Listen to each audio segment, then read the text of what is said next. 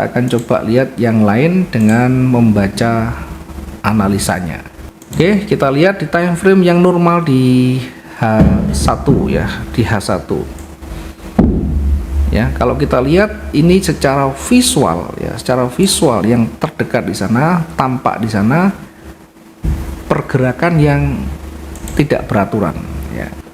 Memang kelihatannya dia mengarah ke atas, tetapi penolakannya cukup kuat ya. Ini penolakannya cukup kuat. Ini saya anggap yang di atas sama, maka saya tarik ke bawah. Kemudian setelah ini naik lagi, kemudian turun lagi. Secara visual kita bisa lihat pergerakan ini kecenderungannya kemana. Yang pertama dari sisi visual, ini datar. Ini datar itu high dan low-nya atau naik dan turunnya hampir sama. Ini makanya disebut dengan datar. Ini masih datar. Kemudian ada kekuatan buyer yang mulai melewati level terdekatnya, meskipun masih ada sumbu di sana, ada kecenderungan bergerak naik. Dari sisi visual cenderung bergerak naik ke atas. Kemudian ketika dia mulai bergerak naik di sisi sebelah kiri ya, sisi sebelah kiri harus kita amati ya. Sisi sebelah kiri di sini ada level ya, di sini ada level atau di sini ada penolakan. Kita bisa lihat atau kita bisa tentukan dengan menggunakan retracement atau koreksi ya. Dimana koreksinya kita bisa tarik di sini. Nah, inilah yang menguji nanti ketika naik apakah dia mampu melewati ya, ternyata jauh, ternyata masih jauh, sehingga berpeluang akan memantul kembali. Perhatikan ketika dia naik dan turun. Selanjutnya dari sisi low-nya ya, dari sisi low-nya ini masih berada di kisaran ini low-nya di sini ya. Nanti ketika dia melewati low-nya maka dia akan mulai kembali turun lagi ya. Ternyata dari sini mulai bergerak naik ya, tetap bergerak naik. Nah, bergerak naik sehingga high dan low-nya menuju ke atas. Maka secara tren kita ikuti yang dekat ya, misalkan begini. Secara tren kita ikuti marketnya bergerak ke atas ya. Maka perhatikan di sisi sebelah kiri.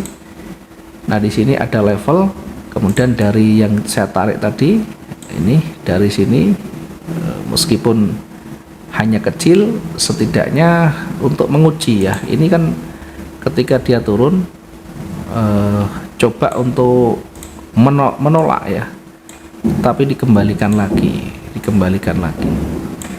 sehingga kita bisa jadikan sebagai level terdekatnya.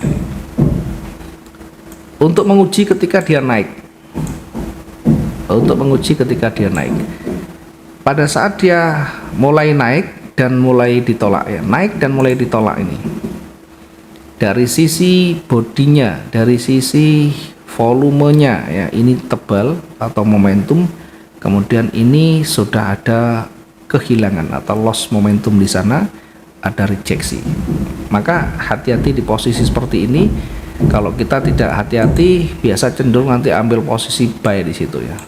Padahal ini adalah wilayah yang kemudian satu dia mencoba kembali lagi naik.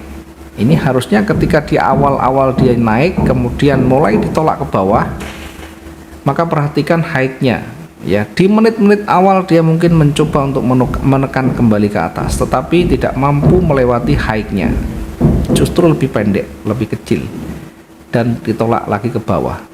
Maka ketika pertengahan waktu, ketika mulai mendekati pergantian, dia tetap tebal, ada kemungkinan dia tetap akan bergerak terus ke bawah.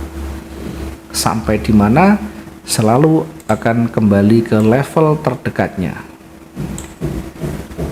Selalu kembali ke level terdekat. Nah, ketika berada di wilayah seperti ini, hati-hati kalau di pas berada di sini. Karena pasar itu ketika mendekati levelnya dia bisa memantul. Ketika mendekati levelnya dia bisa memantul, termasuk yang di atas. Ketika mendekati levelnya dia bisa memantul kembali ya. Ini mulai selesai di sini karena sudah akhir hari. Nah, kalau terbentuk seperti ini, maka ini adalah fase di mana kekuatan yang seimbang, meskipun ada kecenderungan naik tapi seimbang ya. Kekuatan seimbang ini nanti akan naik turun lagi sampai betul-betul breakout di levelnya di sini. Ini levelnya, di sini levelnya, sampai breakout di levelnya. Tentu kalau kita melihat dari yang terdekat dari running, ini misalkan terakhirnya posisi di atas lebih dekat breakoutnya di atas daripada di bawah, sehingga kita bisa tarik garis seperti ini, kita bisa tarik garis seperti ini yang terdekat, kita bisa ambil posisi buy di atasnya, saya buy stop, kemudian sell stop di bawahnya. Ini kalau kita mau mensiasati. Tentu kalau kita mengambil sell stopnya di bawah ini cukup jauh karena perjalanannya untuk mencapai ke sana sangat jauh. Biasanya saya gunakan yang terdekat dulu untuk kita mengambil posisi sellnya, targetnya masih jauh. Kalau di atas kan sudah dekat, sehingga kalau kita tarik di situ ada levelnya, kita tarik di atas lagi untuk ambil posisi buy stopnya. Ini nanti yang perlu kita uji terus ya, cara kita membaca. Contoh lagi misalkan begini ya, kita lihat kondisinya yang paling dekat ya, anggap saja yang berjalan terakhir adalah candle merah ini. Candle ini adalah candle yang terakhir terbentuknya atau mendekati ganti candle. Maka yang pertama kita lihat adalah tren yang utama kemana.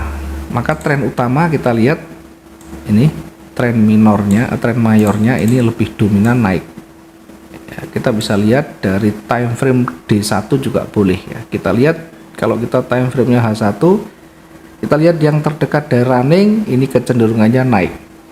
Kemudian yang paling dekat ini ya, ini adalah minornya, dia mau turun, sehingga kalau dia mau turun kita kasih garis untuk membuat area koreksinya atau retracementnya, sehingga nanti kita tempatkan di sini sebagai wilayah untuk menguji kekuatan seller, karena di pergantian hari sudah ditutup dengan posisi sell. Kemudian sampai saat ini memang datar merah ya, sehingga kita uji, ketika naik kita uji di levelnya. Sementara ketika di atas kita akan pastikan dia akan naik setelah breakout di sana. Kita bisa menunggu breakout atau bisa ambil posisi buy di situ, buy stopnya. Bagaimana ketika di tengah itu kita mengambil posisi buy? Ya silakan, boleh saja, targetnya paling ujung di ujung levelnya. Tapi kalau melihat dari kecenderungan, kalau melihat dari tren yang lebih dominan, ini akan bergerak ke atas. Ini akan bergerak naik. Nah, akan bergerak naik. Oke, kemudian yang kita tandai ini kita hapus dulu. Retracementnya kita hapus dulu. Oke, ini retrace-nya kita hapus dulu, sehingga di wilayah ini adalah wilayah beresiko dia akan memantul.